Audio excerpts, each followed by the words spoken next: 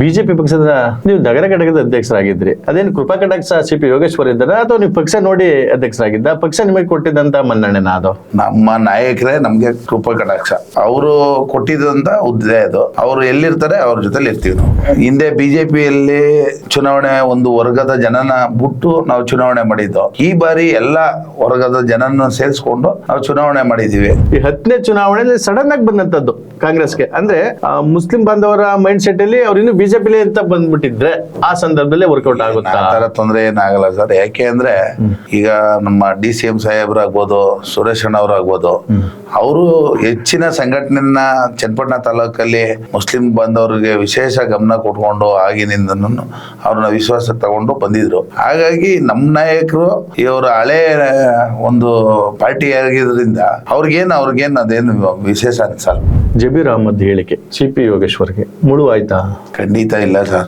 100% 100% 25,000 ಮತಗಳ ಅಂತರದಿಂದ ನಾವು ಚುನಾವಣೆಯನ್ನ ಗೆಲ್ತೀವಿ ಸರ್. ಆತ್ಮೀಯ ಕನ್ನಡ ಮನಸ್ಸುಗಳೇ, ನಮಸ್ಕಾರ.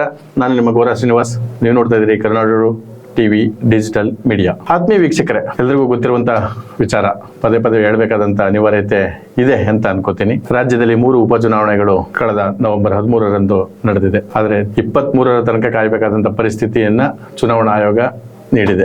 ಕಾರಣ ಹಲವಾರು ರಾಜ್ಯಗಳಲ್ಲಿ ಉಪಚುನಾವಣೆಗಳು ಮತ್ತೆ ಬೇರೆ ಚುನಾವಣೆಗಳು ನಡೀತಾ ಇರೋದ್ರಿಂದ ಫಲಿತಾಂಶಕ್ಕಾಗಿ 23ರವರೆಗೆ ಕಾಯಬೇಕಾಗಿದೆ. ಈ ನಡುವೆ ಚನ್ನಪಟ್ಟಣ ಉಪಚುನಾವಣೆಗೆ ಸಂಬಂಧಪಟ್ಟಂತೆ 3 ಉಪಚುನಾವಣೆಗಳು ರಾಜ್ಯದಲ್ಲಿ ನಡೆದರೂ ಸಹ ಚನ್ನಪಟ್ಟಣ ಕ್ಷೇತ್ರದಲ್ಲಿ ನಡೆದಂತಹ ಉಪಚುನಾವಣೆ ಬಹಳಷ್ಟು ವಿಶೇಷವಾಗಿತ್ತು. ಹುಚ್ಚು ಹೊಳೆಯೇ ಅಂದ್ರೆ ಹಣದ ಹುಚ್ಚು ಹೊಳೆಯೇ ಹರಿದಿದೆ ಇಲ್ಲಿ. ಈ ನಿಟ್ಟಿನಲ್ಲಿ ಚನ್ನಪಟ್ಟಣ ವಿಧಾನಸಭಾ ಕ್ಷೇತ್ರದ ಉಪಚುನಾವಣೆ ಹೇಗೆ ನಡೀತು, ಯಾರು ಗೆಲ್ಬಹುದು? ನಾನು ಪದೇ ಪದೇ ಒಂದು ಮಾತು ಹೇಳ್ತಾ ಇರ್ತೀನಿ, ಗೆಲುವು ಅನ್ನೋದು ಎರಡನೇದು, ಆದ್ರೆ ಹ್ಯಾಟ್ರಿಕ್ ಸೋಲು ಯಾರಿಗೆ ಅನ್ನುವಂಥದ್ದನ್ನ ನಾನು ಮೇಜರ್ ಆಗಿ ತಗೊಂತೀನಿ. ಕಾರಣ ಏನು ಅಂದ್ರೆ 2 ಬಾರಿ ಬೇರೆ ಬೇರೆ ಕ್ಷೇತ್ರಗಳಲ್ಲಿ ನಿಖಿಲ್ ಕುಮಾರಸ್ವಾಮಿ ಅವರು ಸೋತಿದ್ರೆ, ಇದೇ ಕ್ಷೇತ್ರದಲ್ಲಿ 2 ಬಾರಿ ಸೋತಂತ ಸಿ.ಪಿ. ಯೋಗೇಶ್ವರ್ ಇದ್ದಾರೆ. ಹಾಗಾಗಿ ಹ್ಯಾಟ್ರಿಕ್ ಸೋಲು ಯಾರಿಗೆ ಎನ್ನುವಂತ ನಿರ್ಧಾರವನ್ನು ಸಹ ಈ ಕ್ಷೇತ್ರ ನಿರ್ಧರಿಸುತ್ತದೆ. ಈ ಹಿನ್ನೆಲೆಯಲ್ಲಿ ಕಳೆದ ಬಾರಿ ಚನ್ನಪಟ್ಟಣ ಚುನಾವಣೆಗೆ ಸಂಬಂಧಪಟ್ಟಂತೆ, ಮತ್ತೊಮ್ಮೆ ಲೋಕಸಭಾ ಚುನಾವಣೆಗೆ ಸಂಬಂಧಪಟ್ಟಂತೆ ನಗರ ಘಟಕದ ಬಿಜೆಪಿ ಅಧ್ಯಕ್ಷರಾಗಿದ್ದಂತಹ ಶಿವಕುಮಾರ್ ಅವರು ಹಾಗೂ ಈ ಚುನಾವಣೆಯಲ್ಲಿ ಅಂದ್ರೆ ಉಪಚುನಾವಣೆಯಲ್ಲಿ ರಾಜೀನಾಮೆಯನ್ನ ನೀಡಿ ಸಿ.ಪಿ. ಯೋಗೇಶ್ವರ್ ಪರವಾಗಿ ನಿಂತಹ ನಗರ ಘಟಕದ ಅಧ್ಯಕ್ಷ ಶ್ರೀ ಶಿವಕುಮಾರ್ ಅವರು ನಮ್ಮ ಜೊತೆ ಇದ್ದಾರೆ. ಸರ್ ನಮಸ್ಕಾರ.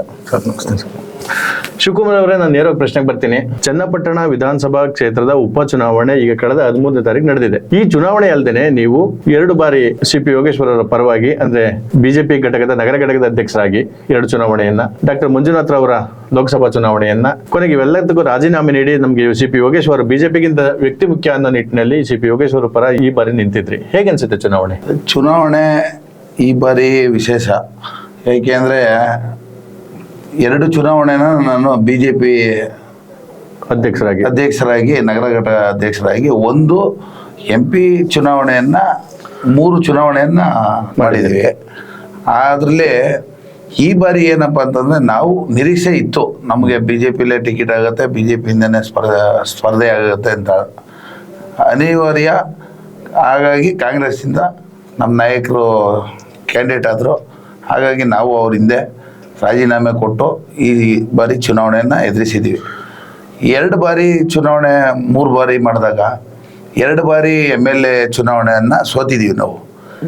ಈ ಬಾರಿ ಚುನಾವಣೆ ಕಾಂಗ್ರೆಸ್ ಪಾರ್ಟಿಯಿಂದ ಪಕ್ಷದಿಂದ ಚುನಾವಣೆಯನ್ನು ಎದುರಿಸಿದ್ದೀವಿ. ಈ ಬಾರಿ 100ಕ್ಕೆ 100 ಗೆಲ್ತೀವಿ ಅನ್ನೋ ಒಂದು ವಿಶ್ವಾಸ ಇದೆ. ನೀವು ನಗರ ಘಟಕದ ಅಧ್ಯಕ್ಷರಾಗಿದ್ರಿ, ಬಿಜೆಪಿ ಪಕ್ಷದ ನೀವು ಅಧ್ಯಕ್ಷರಾಗಿದ್ರಿ. ಅದೇನು ಕೃಪಾ ಕಟಾಕ್ಷ ಸಿ.ಪಿ. ಯೋಗೇಶ್ವರ್ ಇದ್ದಾರ ಅಥವಾ ನೀವು ಪಕ್ಷ ನೋಡಿ ಅಧ್ಯಕ್ಷರಾಗಿದ್ದ? ಪಕ್ಷ ನಿಮಗೆ ಕೊಟ್ಟಿದ್ದಂತ ಮನ್ನಣೆನ ಅದು? ಹೌದು, ನಮ್ಮ ನಾಯಕರೇ ನಮ್ಗೆ ಕೃಪಾ ಕಟಾಕ್ಷ. ನಮ್ಗೆ ಅವರು ಕೊಟ್ಟಿದ್ದಂತ ಹುದ್ದೆ ಅದು. ಹಾಗಾಗಿ ನಮ್ಗೆ ನಮ್ಮ ನಾಯಕರು ಮುಖ್ಯ. ಅವರು ಎಲ್ಲಿರ್ತಾರೆ ಅವ್ರ ಜೊತೆಲಿ ಇರ್ತೀವಿ ನಾವು. ಹಾಗಾಗಿ ನೀವು 2 ಬಾರಿ MLA ಮತ್ತೆ ಒಮ್ಮೆ ಲೋಕಸಭಾ ಚುನಾವಣೆಯಲ್ಲಿ ಅಧ್ಯಕ್ಷ ಕೆಲಸ ಮಾಡಿದ್ರು. ಈ ಸಾರಿ ನಮಗೆ ಯೋಗೇಶ್ವರೇ ಬಹಳ ಮುಖ್ಯ ಅನ್ನೋದ್ರೆ ರಾಜೀನಾಮೆ ನೀಡಿ ಅವ್ರ ಪರವಾಗಿ ಕೆಲಸ ಮಾಡಿದ್ರಿ. ಸೊ ನಿಮ್ದು 31ನೇ ವಾರ್ಡ್ ಅತಿ ಹೆಚ್ಚಾಗಿ ಮೇಜರ್ ಆಗಿ ನೀವು ಕಾಣಿಸ್ಕೊಳ್ತಾ ಇದ್ರಿ. ನಿಮ್ ತಾಯಿನೂ ಸಹ ನಗರಸಭೆಯ ಸದಸ್ಯರಾಗಿದ್ದಾರೆ. ಹಾಗಾಗಿ ಹೇಗೆ ಅನ್ಸುತ್ತೆ ನಿಮ್ದು ಇಡೀ ಚನ್ನಪಟ್ಟಣ ಟೌನ್ ಅಲ್ಲಿ? ಏನ್ ಅನ್ಸುತ್ತೆ 31ನೇ ವಾರ್ಡ್ನ ಎಸ್ಪೆಷಲಿ ತಗೊಂಡ್ರೆ ಏನ್ ಅನ್ಸುತ್ತೆ ನಿಮ್ಗೆ? ನಮ್ಗೆ ಇಡೀ ಚನ್ನಪಟ್ಟಣ ನಗರ ಬಹಳ ತುಂಬಾ ಚೆನ್ನಾಗೈತೆ. ಹಿಂದೆ ಬಿಜೆಪಿಯಲ್ಲಿ ಚುನಾವಣೆ ಒಂದು ವರ್ಗದ ಜನನ ಬಿಟ್ಟು ನಾವು ಚುನಾವಣೆ ಮಾಡಿದ್ದು.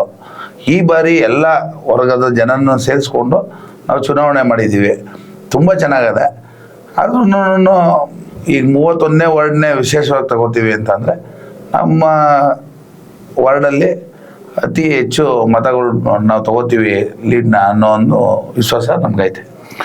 ಕಾಂಗ್ರೆಸ್ನಲ್ಲೂ ಹಲವಾರು ದುರಂಟಿದ್ದಾರೆ 31ನೇ ವಾರ್ಡಲ್ಲಿ. ಹೌದು. ಸೊ ಹೋದ್ ಸರಿ ನೀವು ಬಿಜೆಪಿ JDS ವಿರುದ್ಧ ಗೆದ್ದಿದ್ದಂಥದ್ದು, ಯಾವುದು ನಗರಸಭೆ ಕ್ಷೇತ್ರವನ್ನ JDS ವಿರುದ್ಧ ಗೆದ್ದಂಥದ್ದು, ಅಲ್ಲಿ ಕಾಂಗ್ರೆಸ್ ನಗಣ್ಯ. ಹೌದು. ಸೊ ಆದ್ರೆ ಈ ಬಾರಿ ಎರಡೂ ಒಟ್ಟಾಗಿದ್ದೀರಿ, ಖಂಡಿತವಾಗ್ಲೂ CP ಯೋಗೇಶ್ವರ್ಗೆ ಹೆಚ್ಚು ಮತನ ನಿರೀಕ್ಷೆ ಮಾಡ್ಬೋದಾ ಅಲ್ಲಿ? ಹೌದು, ಗ್ಯಾರಂಟಿ ನಿರೀಕ್ಷೆ ಮಾಡ್ಬೋದು. ನಾವು ಅದೇ ಒಂದು ಎಲ್ಲ ನಮ್ಮ ಹಿಂದೆ ಇದ್ದಂಥ ಕಾಂಗ್ರೆಸ್ ಪಾರ್ಟಿಯವರು ಮತ್ತು ನಾವು ಎಲ್ಲ ಒಗ್ಗಟ್ಟಾಗಿ ಚುನಾವಣೆಯನ್ನು ಎದುರಿಸಿದ್ದೀವಿ. ನನಗೆ ವಿಶ್ವಾಸ ಐತೆ. ಚನ್ನಪಟ್ಟಣದಲ್ಲಿ 31 ವಾರ್ಡ್ಗಳಿದೆ. ಹೌದು. ನೀವು ನಗರ ಘಟಕದ ಅಧ್ಯಕ್ಷರಾಗಿ ಕೇಳ್ತಾ ಇದ್ದೀನಿ, 31 ವಾರ್ಡಲ್ಲಿ 11ಕ್ಕೂ ಹೆಚ್ಚು ವಾರ್ಡ್ಗಳು ಮುಸ್ಲಿಮ್ಸ್ ಕ್ಷೇತ್ರಗಳಾಗಿವೆ. ಹೌದು ಹೌದು. ಮುಸ್ಲಿಮ್ಸ್ ವಾರ್ಡ್ಗಳು, ಮುಸ್ಲಿಮ್ಸ್ ಜನಾಂಗ ಇರುವಂತ ವಾರ್ಡ್ಗಳಾಗಿವೆ. ಹೌದು. ಆ ಹಿನ್ನೆಲೆಯಲ್ಲಿ ಇನ್ನು ಉಳಿದಂತ 20 ವಾರ್ಡು ಮತ್ತೆ 11 ವಾರ್ಡ್ಗೆ ನೀವು ಮಾಡಿದ್ರೆ ಹೆಚ್ಚು ಮತ CP ಯೋಗೇಶ್ವರ್ಗೆ ಚನ್ನಪಟ್ಟಣದಲ್ಲಿ ನಗರದಲ್ಲಿ ಸಿಗುತ್ತಾ? 100ಕ್ಕೆ 100% ಸಿಗುತ್ತೆ ಸರ್, ಅದರಲ್ಲಿ ಏನು ಡೌಟೇ ಬೇಡ. ಅಲ್ಲ, ಮುಸ್ಲಿಮ್ಸ್ನವರು ಖಂಡಿತವಾಗ್ಲೂ ಯೋಗೇಶ್ವರ್ಗೆ ಮತ ಹಾಕಿದ್ದಾರೆ. 100ಕ್ಕೆ 100% ಕಾಂಗ್ರೆಸ್ಸೇ ಇರ್ಬೋದು ಅವರು. ಹೌದು. ಆದ್ರೆ ಅದು ಮೊದಲು ಕಾಂಗ್ರೆಸ್ ಚುನಾವಣೆ ಘೋಷಣೆ ಮಾಡೋ ತನಕನೂ ಅಭ್ಯರ್ಥಿ ಯಾರು ಅಂತ ಘೋಷಣೆ ಮಾಡೋ ತನಕನೂ ಅವ್ರು ಬಿಜೆಪಿಲೇ ಇದ್ರು. ಹೌದು. CP ಯೋಗೇಶ್ವರ್. ಹೌದು. ಹಾಗಾಗಿ ತಕ್ಷಣ ಬಂದಂತ ಸಂದರ್ಭದಲ್ಲಿ CP ಯೋಗೇಶ್ವರ್ ಅವ್ರನ್ನ ಕಾಂಗ್ರೆಸ್ ಅಭ್ಯರ್ಥಿ ಅಂತ ಮುಸ್ಲಿಮರು ಒಪ್ಕೊಂಡು ಮತ ಹಾಕಿದ್ದಾರಾ ಅಂತ ನನ್ನ ಪ್ರಶ್ನೆ.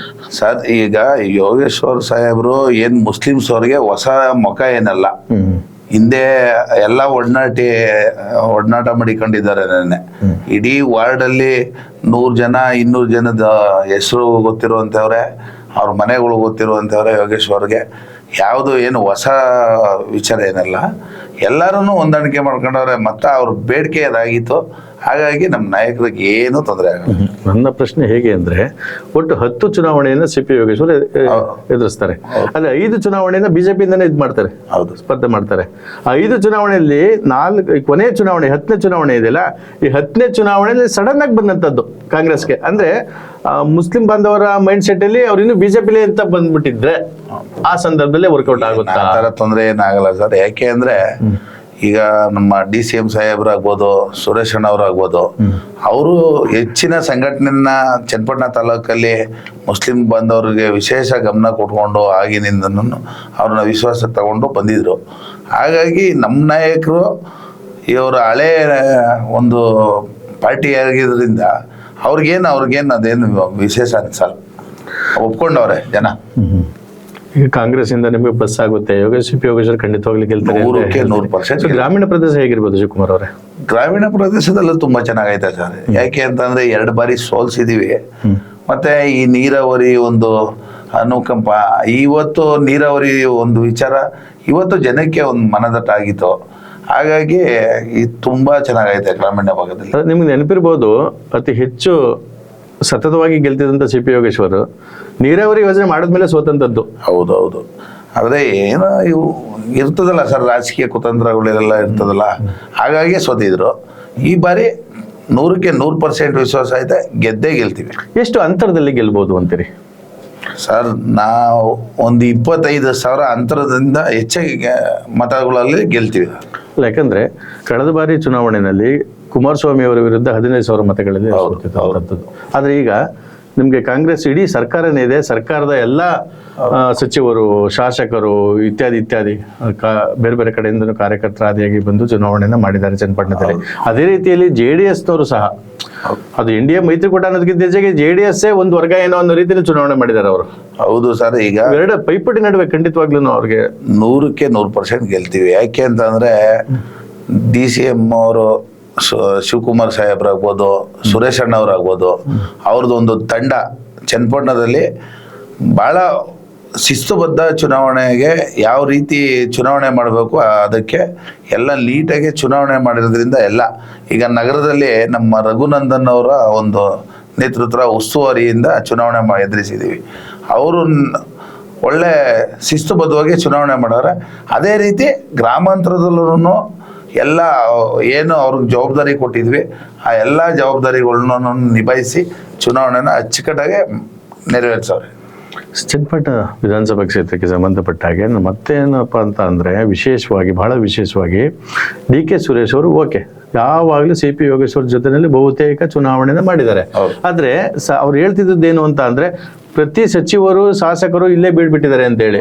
ಆ ಶಾಸಕರು ಮತ್ತೆ ಸಚಿವರನ್ನ ಗಮನದಲ್ಲಿ ಇಟ್ಕೊಂಡಾಗ ಬಂದ ಪುಟ್ಟ ಹೋದ ಪುಟ್ಟ ಅಂತಿದ್ರು. ಕೆಲವು ಸಂದರ್ಭಗಳಲ್ಲಿ ಶಾಸಕರು ಅಂದ್ರೆ ಸಚಿವರಾಗಿರ್ಬೋದು, ಶಾಸಕರಾಗಿರ್ಬೋದು, ಎಲ್ಲಿ ಒಂದು ಸಭೆ ನಡೀತಾ ಇತ್ತೋ ಅಥವಾ ಎಲ್ಲಿ ಪ್ರಚಾರ ನಡೀತಾ ಅಲ್ಲಿಗೆ ಮಾತ್ರ ಸೀಮಿತ ಆಗಿದ್ರು, ಶಾಶ್ವತ ಜೊತೆಲಿ ಇರಲಿಲ್ಲ. ಎಲ್ಲೊಂದ್ ಕಡೆ ಯೋಗೇಶ್ ಒಬ್ಬಂಟಿ ಆಗಿದ್ರ ಅಂತ.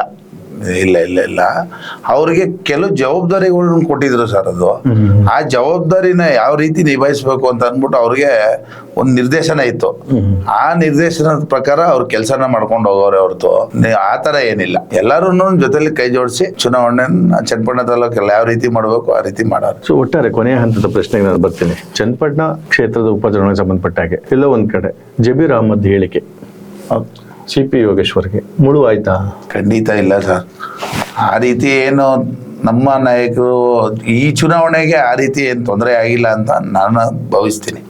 ಯಾಕಂದ್ರೆ ಒಕ್ಕಲಿಗರ ಮತಗಳು ಎಲ್ಲೋ ಒಂದ್ ಕಡೆ ಬಿಗಡಾಯಿಸಿದ್ವು, ಅಂದ್ರೆ ವಿರೋಧ ವ್ಯಕ್ತಪಡಿಸಿದ್ರು.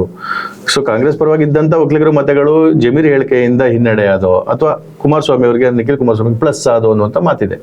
ಆ ಥರ ನನ್ನ ಒಂದು ವೈಯಕ್ತಿಕ ಆ ಥರ ಏನು ತೊಂದರೆ ಆಗಿಲ್ಲ ಅಂತ ನಾನಾದ್ರೂ ಭಾವಿಸ್ತೀನಿ. ಅಂದ್ರೆ ಖಂಡಿತವಾಗಿ ಕೊನೆಯದಾಗಿ ಎಷ್ಟು ಮತಗಳ ಅಂತರದಿಂದ ಸಿ ಪಿ ಯೋಗೇಶ್ವರ್ ಗೆಲ್ತಾರೆ ಅಥವಾ ಹ್ಯಾಟ್ರಿಕ್ ಸೋಲ್ ಮುಂದುವರಿಯುತ್ತಾ? 100% 25,000 ಮತಗಳ ಅಂತರದಿಂದ ನಾವು ಚುನಾವಣೆಯನ್ನ ಗೆದ್ದೇ ಗೆಲ್ತೀವಿ ಸರ್.